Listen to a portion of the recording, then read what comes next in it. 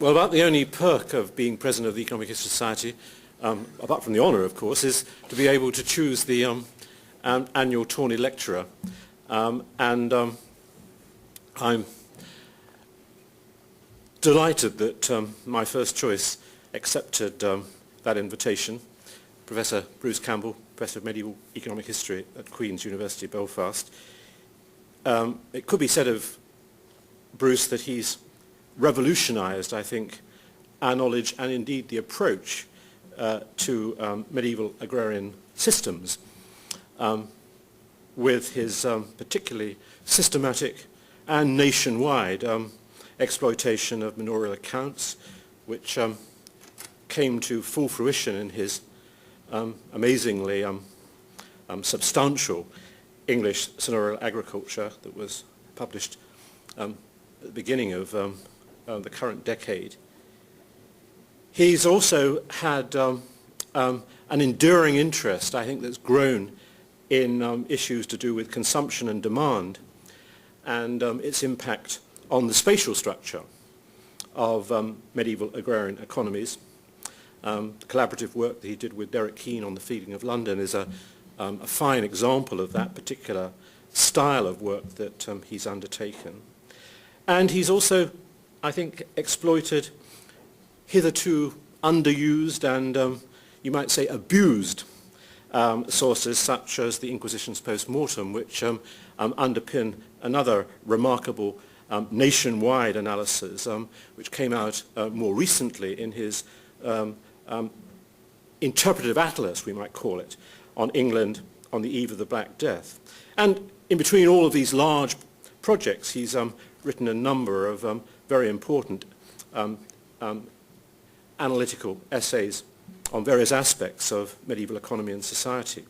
But I think one thing above all, in my view, that distinguishes Bruce Campbell is his desire to create high-quality data sets which lend themselves to interpretation of big problems as far as medieval economic history is concerned. And I'm sure in the Tawney lecture that he's about to give us, we'll see another, I think, good example of that particular style of work as he talks on the subject of nature as historical protagonist. Fernand Braudel opened his great trilogy, Capitalism and Material Life, by likening the rhythm of population change over the pre-industrial centuries to a series of tides.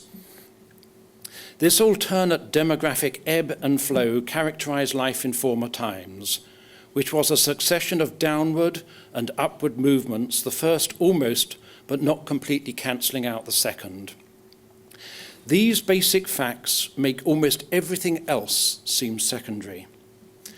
And yet, whereas the causes of marine tides are so well understood that their timing and amplitude may be predicted with precision, the mechanisms responsible for these human times remain enigmatic. It is easier to observe these tides than to explain them. In Ireland, their imprint over a long period of time is to be seen in the dendrochronological record provided by trees. If you look at this slide, which shows a number of oak samples available to dendrochronologists, you'll see a depletion and regeneration phase from 500 to 725 AD, a second depletion and regeneration phase from about 725 to 1075, a third and far more pronounced depletion and regeneration phase in the late Middle Ages from 1075 to 1525, and then a final depletion phase from 1525. And it's possible to interpret these as the woodland response to the advance and retreat of population and settlement. And this, if you like, is a series of tides. Here is another series of tides picked up in the chronology of prices.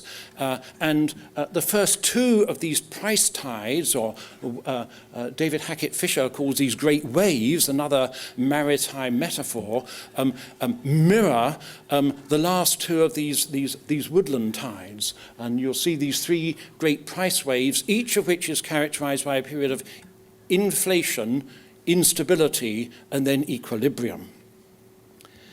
Henry Phelps Brown and Sheila Hopkins confess themselves utterly perplexed by these great wave-like shifts in prices.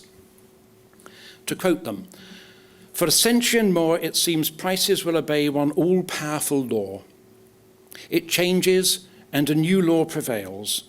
A war that would have cast the trend up to new heights in one dispensation is powerless to deflect it in another. Do we yet know what are the factors that set this stamp on an age, and why, after they've held on so long through such shakings, at last they give way quickly and completely to others?" And it seems to me the question that they posed over 40 years ago remains as pertinent today and applies as much to the rise and fall of population and associated trends in real wages as to prices per se. Now, economics is, of course, a child of the Enlightenment, and economic historians are inclined to seek and prefer explanations which ascribe primary importance to processes and agencies which are internal to human society. And so whether it is the Irish crisis of the mid-19th century, or the European crisis of the mid-17th century, or the Old World crisis of the mid-14th century, and these are population waves rather than price waves or waves of trees, the interpretations offered by economic historians tend to emphasize some combination of three things. Firstly, they tend to stress the conflicts and the contradictions inherent in the inequality of human power relations between the rulers and the ruled, and between the owners and the users of resources. Secondly, they stress the difficulty of sustaining per capita growth on a finite resource base, so that crisis and contraction were the inevitable outcome of expansion and growth. And thirdly, they stress the tendency for the institutional factors which fostered growth in one era to ossify and become those that inhibited it in the next, causing coordination failures, driving up transaction costs, and resulting on occasion in commercial recession and political and economic breakdown. It's not denied by any historian of these scenarios that famines and plagues periodically punctuated and on occasion impacted dramatically upon these chronologies. Nevertheless, these natural disasters are usually cast in the role of Malthusian positive checks. They're seen as the environmental accidents to which all calamity-sensitive societies with exploitative power relations and declining per capita output and/or inefficient institutions were so vulnerable. Rarely are these environmental disasters seen as historical prime movers in their own right. Tawney himself acknowledged that the 16th century was poor with a poverty which no industrial community can understand. It lived in terror of floods and bad harvests and disease, of plague, pestilence and famine. But he then went on to focus upon those economic and tenurial institutions that either hastened or hindered the course of agrarian change in his classic study of the agrarian problem in the 16th century. Yet were exogenous environmental factors of such intrinsically subordinate importance in determining the chronologies of demographic and economic development in both the short and the long terms? Well, Jared Diamond, for one, thinks not. And he has recently championed the view that because diseases have been the biggest killers of people, they have also been the decisive shapers of history. His worldview builds upon ecological ideas earlier advanced by Alfred Crosby, but both were anticipated in their thinking by David Chambers, Professor of Economic and Social History here at the University of Nottingham, and who, incidentally, Richard delivered the very first Tawney lecture in 1968, published in the review in 1973 as the Tawney tradition. In his Kent Cooperative Endowment Lectures, delivered in 1967, the year before he gave the Tawney lecture, and published posthumously in 1972 as Population, Economy and Society in Pre-Industrial England, Chambers advanced the then radical thesis that for random biological reasons, the long-term trend in population change was non-economic in origin, with the result that there was a significant fortuitous or natural dimension to the course of aggregate and per capita economic change. No century, I think, illustrates this tension between human and natural forces and processes and endogenous versus exogenous interpretations more clearly than the 14th. One of the most pivotal of the last millennium for the long-term development of Britain and Europe. Within the space of a mere half-century, Europe's population was approximately halved. Via this Schumpeterian act of creative destruction, the established socio-economic mould was broken, and in a few limited parts of northwestern Europe, the trajectory of economic development was impelled upon a new and more dynamic path. That is marked first by the late medieval rise of Holland to become the world's first modern economy, and subsequently in the late 17th and 18th centuries by the emergence of England as the world's first industrial nation. The chronologies of prices and wages, which we can now reconstruct back in the case of prices to the late 12th century, and in the case of wages back to the early 13th century, those chronologies help us place the 14th century in its long-term chronological perspective. This slide shows prices expressed as a percentage of the previous 31-year mean. And what I want you to notice is the price inflation of 1316, the second greatest price inflation on record, very closely rivaling that of 1597, and followed more closely than any other inflationary spike by the spectacular price deflation of 1339. There's no period with a greater price swing as in this period in the first half of the 14th century. 1316 marks the second lowest point on the Phelps-Brown-Hopkins index of real wages, the lowest point of all being 1597. But on Gregory Clark's farm wage index, 1316 is the lowest point of all. No year on record was grimmer for the agricultural wage earner.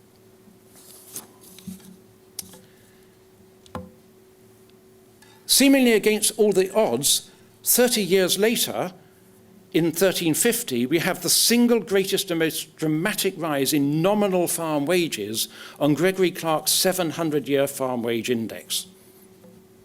Most spectacular surge in wages in recorded English wage history. And that initiates a fitful and predominantly upwards rise in real wages, which endures down to the 1460s and 1470s. By the second half of the 14th century, real wages of both building and farm workers had doubled, raising them to levels that would not be bettered for another 5 centuries. In fact, not until the 19th century would real wages of building and farm workers undergo a greater transformation than that which occurred in the 14th century. And that, in the 19th century, was quite remarkably in conjunction with a quadrupling of population. This spectacular rise in real wages in the 14th century, in contrast, coincides with a halving of the population. In fact, it represents the windfall gains of those who had survived the demographic catastrophe of the 14th century. Indeed, if the scale of that demographic decline was as great as some historians have estimated, corresponding rates of growth in per capita GDP may have exceeded those achieved during the Industrial Revolution, a possibility which some historians of the Industrial Revolution have yet to come to terms. We possibly have the fastest per capita GDP growth in the 14th century, before the 20th. The low real wages and high food prices that prevailed at the beginning of the 14th century, following 100 years or more of rapid population growth, are regarded by many historians as classic symptoms of mounting Ricardian crisis of productivity and a Malthusian crisis of population. And certainly no historian would deny the worsening plight of a large and growing proportion of the population, and we have increasingly sophisticated explanations of what had brought this high-pressure situation about. Quite why this Malthusian deadlock subsequently came to be broken with such self-evidently seismic force is an entirely different matter. For the crisis to have been inevitable, it needed to have been precipitated by some fatal and intrinsic flaw. Without such a flaw, it seems to me that the status quo of a maximum population subsisting with minimum living standards could have prevailed almost indefinitely. And maybe it would have done so but for the massive shocks inflicted by a series of natural events which were essentially external to the social and economic system. And this is the essential point which many economic historians, as good disciples of the Enlightenment, have been reluctant to concede. In the case of the 14th century crisis, much therefore hinges upon how we regard the great European famine of 1315 to 21, about which so far there is only a single book-length study, and the Black Death of 1346 to 53, which is probably the most written about natural disaster in economic history. And John, your thin book is in there along with the fatter ones. The Great European Famine is arguably the single worst subsistence crisis to strike Europe in the last 1,000 years in terms of its relative mortality, and the Black Death, with a mortality 3 to 5 times greater, is undoubtedly the worst ever crisis of public health. To interpret either of these mortality crises as a classic Malthusian positive check is to presume that its human impact owed more to the straitened economic circumstances of the day than to the unprecedented scale and extraordinary nature of the natural disaster. And the same, of course, applies to these other conspicuous historical breakpoints in the mid-17th century and in Ireland in the 1840s. And in the case of the 14th century, it is an issue which we can test against a growing body of empirical evidence. And so in the case of the Great Famine, we can see that its immediate cause was a double back-to-back harvest failure of almost unprecedented severity. And this slide shows grain yields from the, it's a national chronology of grain yields which I have put together with the ESRC funding from the enormous numbers of surviving manorial accounts from this point in time. All crops are badly affected, both the winter sown and the spring sown crops. The average net grain yield per seed in 1315 was 39% below average. In 1316, it was 43% below average, and it was at least 10% below average in 1317. And this is striking a population with very low real incomes. After a 3-year respite, the harvest failed again in 1321 with a 1/3 reduction in yield. The magnitude of these harvest shortfalls is all the more remarkable given the relative stability of yields during the preceding 20 years. There's not a single example of a 25% yield reduction in the previous 20 years, nor is there a single example of a double or a back-to-back harvest failure in that period. On the contrary, there is an uninterrupted run of above-average harvest from 1305 to 1314, which no doubt lulled producers into a false sense of security. So acute was the consequent food scarcity that grain prices, and here grain prices are inverted so that the price tracks the yield, experienced their second greatest ever price inflation on record, and real wages plunged to their historical nadir. The acute difficulties of these years were further exacerbated by a devastating outbreak of cattle plague, very probably rinderpest, which erupted in Central Europe hard on the heels of the bad weather in 1318, had reached England by 1319, and then spread to Ireland and Scotland in 1321.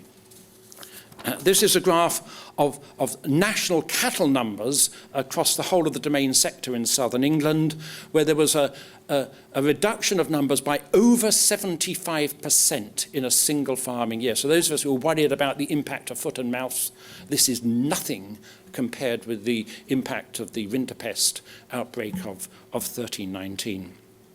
It undermined reproductive capacity, struck directly at supplies of milk and dairy produce, reduced manure supplies to arable husbandry, and most important of all, caused an acute shortage of draft power wherever oxen were used for ploughing and carting.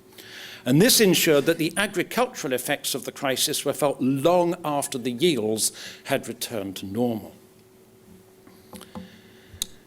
In the north of England and the greater part of Ireland, the misfortunes of war in the form of the harrying of the north and the invasion of Ireland by the Scots added greatly to the misery of these years.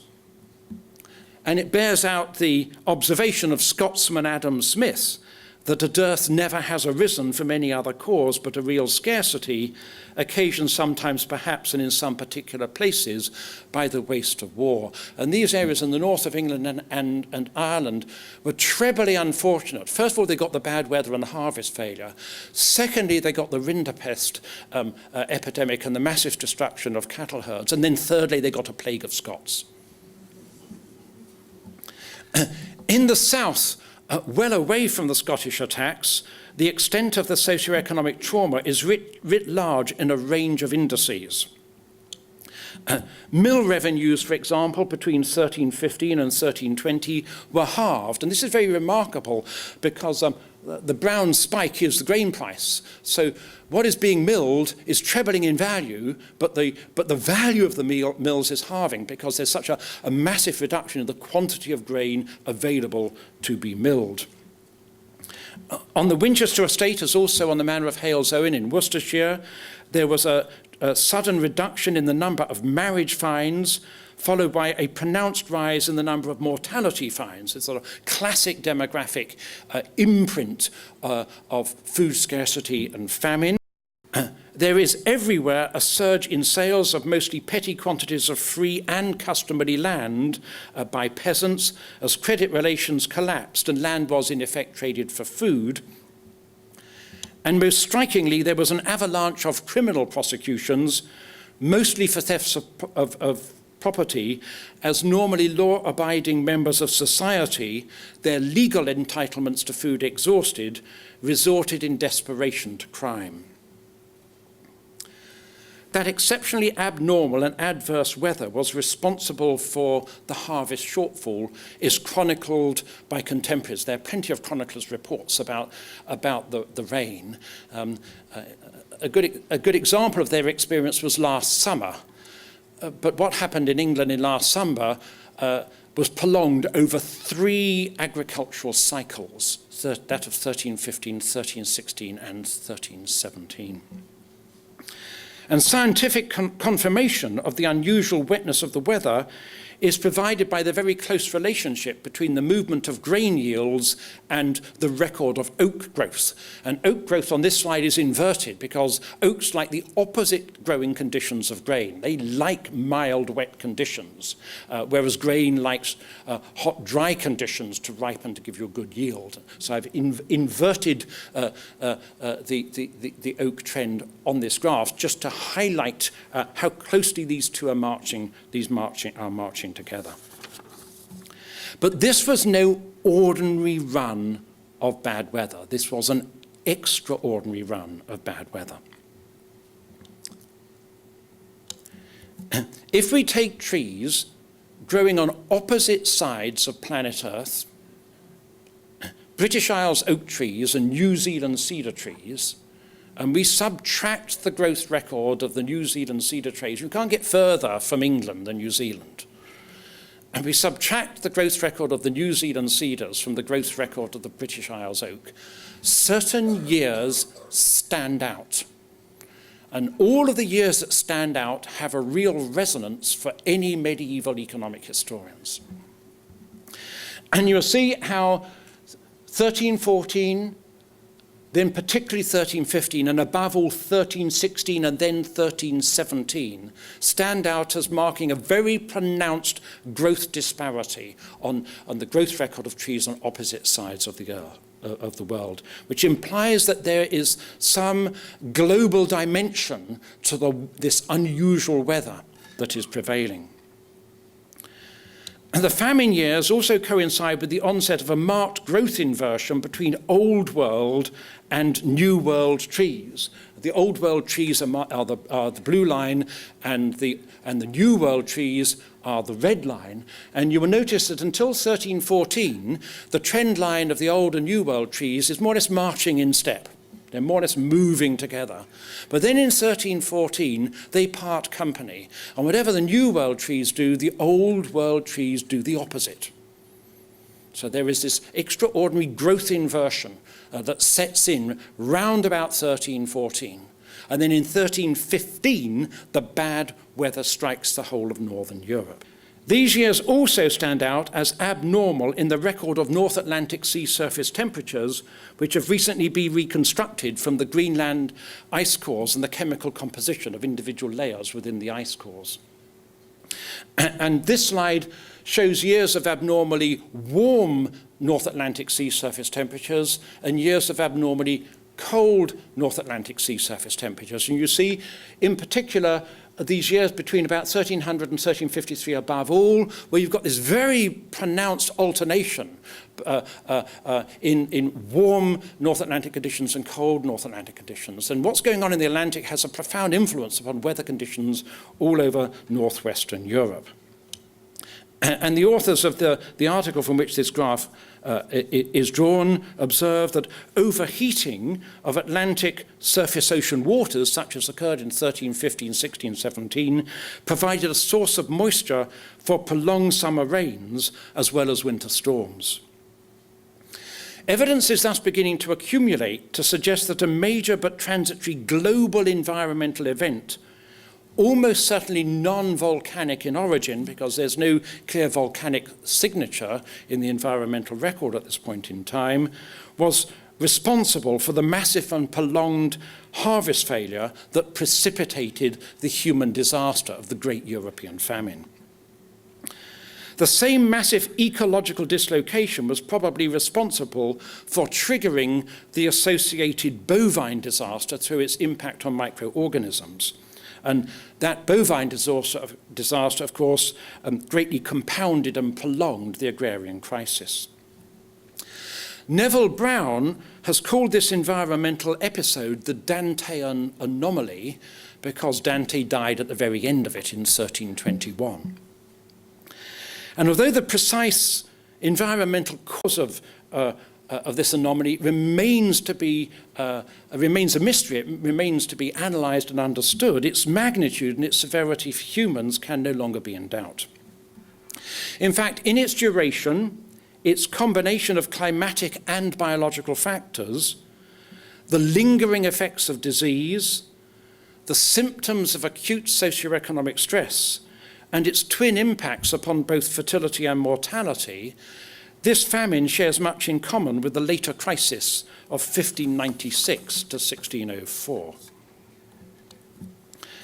We can use prices and wages to compare these two crises.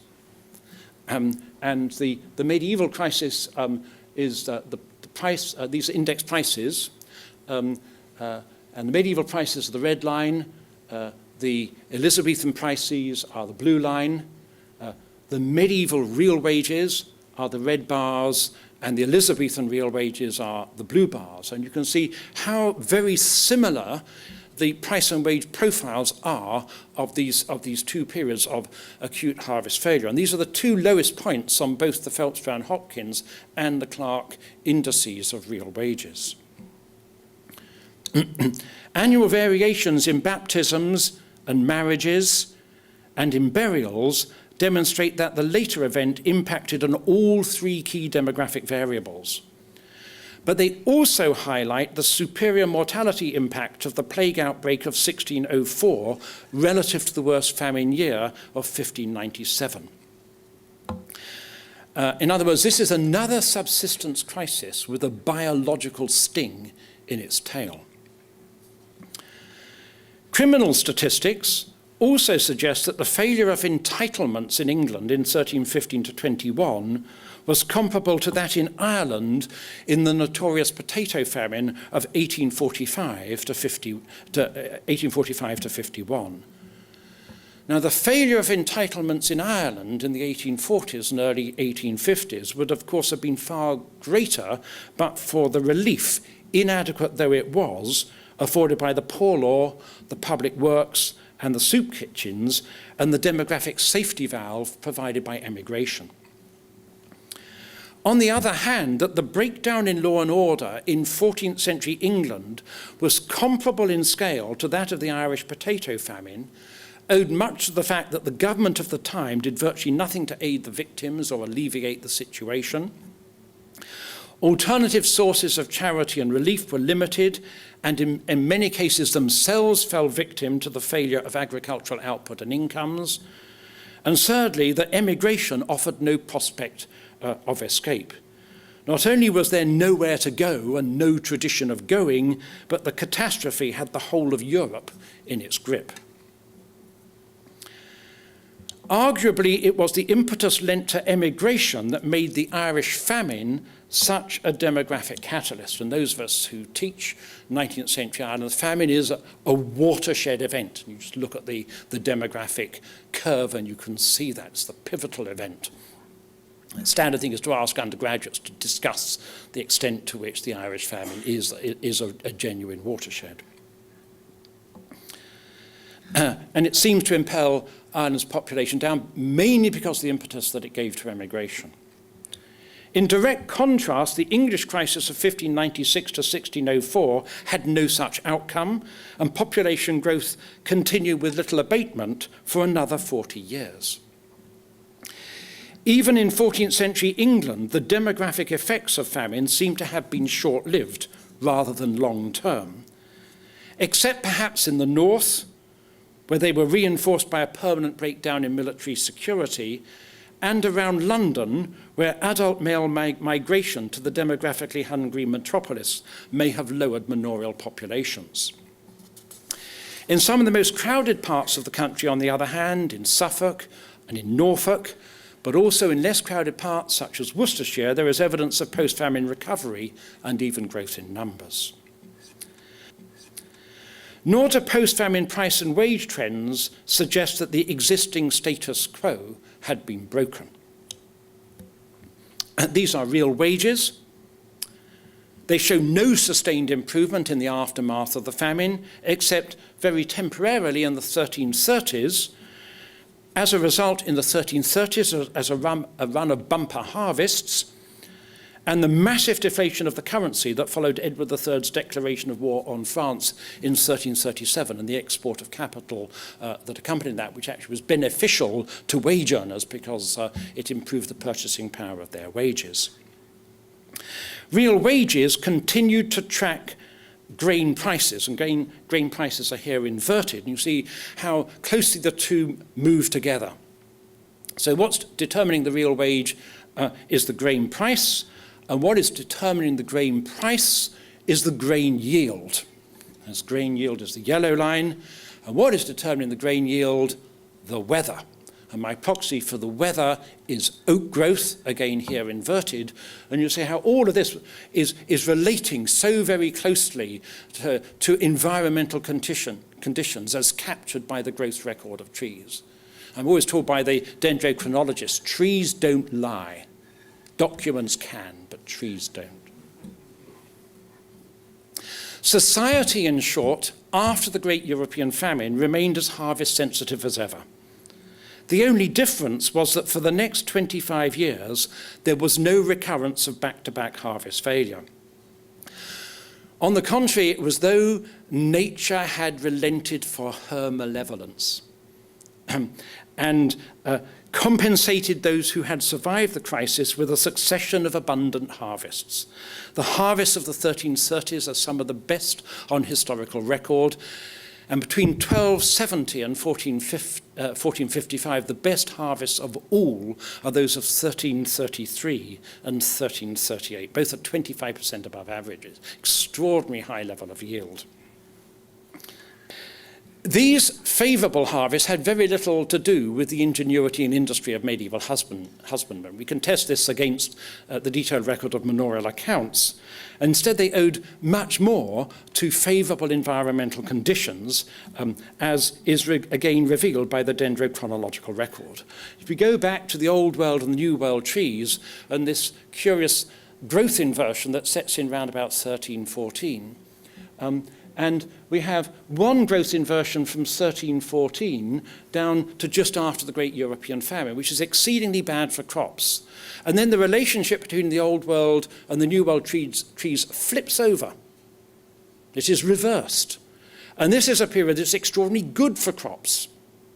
And that period is extremely good for crops last down into the very early 1340s, when the growth inversion ends and there's a resumption of the earlier trend of the two sets of trees in the two parts of the world marching together. And the end of the growth inversion seems to be marked by the very bad harvest of 1339. And then in the 1340s, as you can see, a further environmental deviation occurred. In fact, if we go back to the growth difference between oaks in Britain and cedars in New Zealand, and we look at what does this throw up, it throws up the years 1347, 1348, 1349, 1350, 1351, 1352, and 1353. These are the years that are coming out of the trees, and they're highly significant years. There is another very major growth divergence. The evidence from ice cores confirms the unusual nature of these years. Over Greenland, temperatures reconstructed from the deuterium content of ice registered a prolonged depression, at its most pronounced from 1349 to 1353, and in 1352 to 53, sinking to a minimum level lower than that at any subsequent point in history. So the weather over Greenland in 1352 to 3 was colder than at any point in the Little Ice Age, colder even than in the 1690s, which Mark Overton has shown was an exceptionally difficult time for English farmers. Almost simultaneously, right the way across the world, from the Aegean and the polar Urals to Tasmania and New Zealand, trees registered a major growth trough between 1343 and 1355, with the minimum collective value at 1348, 1349, and 1350. And you will notice also from this graph a second a dip when all the trees all over the world are singing from the same environmental hymn sheet in 1360-61. Historical sources demonstrate that grain yields failed once more. During the 4 consecutive years, 1349 to 52, the average net grain yield per seed was 40% below its long-term average. And in the 2 worst years of all, 1349 and 1350, grain yields per seed were over 50% below their long-term average. over the entire span of years for which continuous and accurate yield data are available, that is from 1270 to 1455, these are the worst yields on record. Not the yields of the Great European Famine, these yields of 1349, 50, 51, 52 are the worst. The extreme weather had a great deal to do with this, but so too, of course, did the mass slaughter of workers and managers inflicted by the Black Death. I don't know how many of you believe in coincidence in history.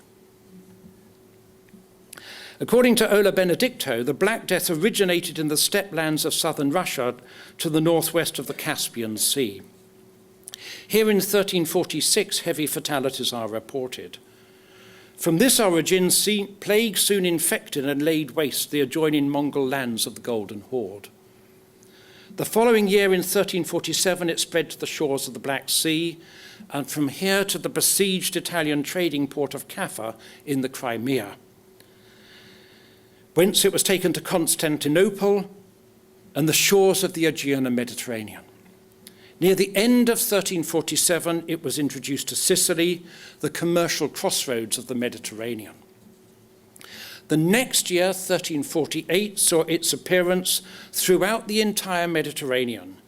And ominously, by late summer of that year, the first plague outbreaks were reported in northern Europe, in the Ile-de-France and in southern England. In 1349, the whole of England became infected, plus Ireland, southern Norway, the Rhineland, and the rest of the Iberian Peninsula. In 1350, it is reported in Scotland, Denmark, southern Sweden, the rest of Germany and Bohemia, and via the Faroe Islands and Norway had possibly reached Iceland, where significantly there were no rats. By 1351, it had got as far as what is now Poland and the Eastern Baltic, and having come full circle, the epidemic finally spent its force and burnt itself out in European Russia in 1352-3. And the following slide illustrates the geographical spread of the disease.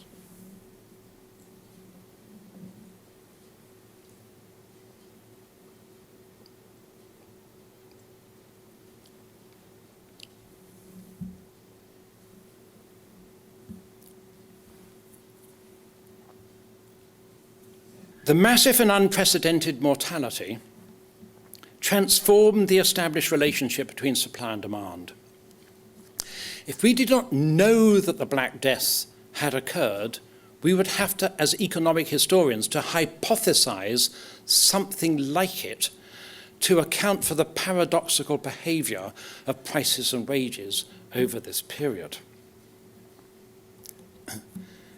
Here are the yields of the 1340s and the 1350s, and the worst harvests on historical record in 1349, 50, 51, and 52.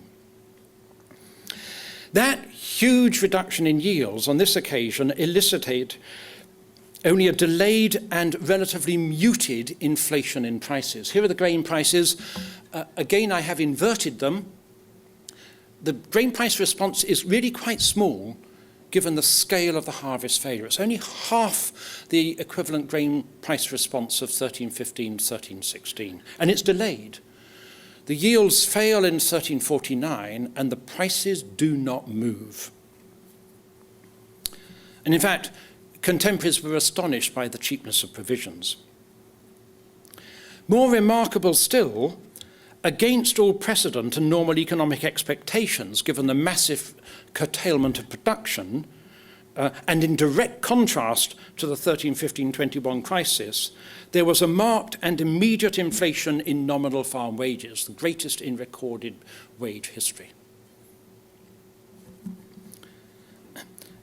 And this, I think, is telling us that no matter how great the curtailment of grain output, the curtailment of population was far greater.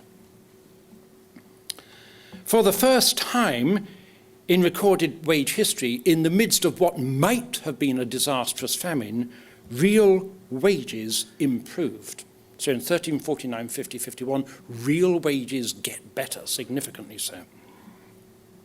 And thereafter, they maintain in a fitful way that improvement. And they do so notwithstanding continuing poor harvest. You see that the harvests of the 1350s are below the 1340s norms. There's a continuation of relatively low yields into the 1350s and early 1360s. Notwithstanding the inflation of grain prices that followed the plague, because plague killed people but not coins, so coin supply per capita went up, and notwithstanding determined efforts to restrain wages through enforcement of the statute of labourers. These gains in wages proved lasting, at least until the end of the 15th century. There was, on this occasion, no reversion to the status quo. The old relationship between harvests and prices was broken. Plague outbreaks themselves became an influential factor in the price equation, periodically disrupting markets and triggering inflationary price spikes. And good examples are the plague years 1369 and 1375, which stand out as major plague years and price spikes. So on this occasion, there is every sign that the prevailing high-pressure deadlock had been broken, and broken for good. And the instrument of that systemic break was not human agency, except in the sense that humans were clearly instrumental to the spread of the contagion, but a combined physical and biological conspiracy of nature. And just look where the plagues sit. The first plague sits in this growth downturn. The second plague of 1360 to 61 sits in environmental downturn. And the third plague outbreak of 1369 sits in another environmental downturn. This new evidence that the Black Death operated in concert with physical climatic hazards raises two intriguing questions. First, what was the link, if any, between the physical shocks and the biological disaster? Was there a causal connection between the two, one begetting the other, or was their concurrence merely the unluckiest of coincidences? And there are unlucky coincidences. The arrival of potato blight in Ireland in 1845 coincided with the arrival of the weather conditions most guaranteed to prolong the impact of that blight over several years in succession, whereas the opposite weather conditions prevailed in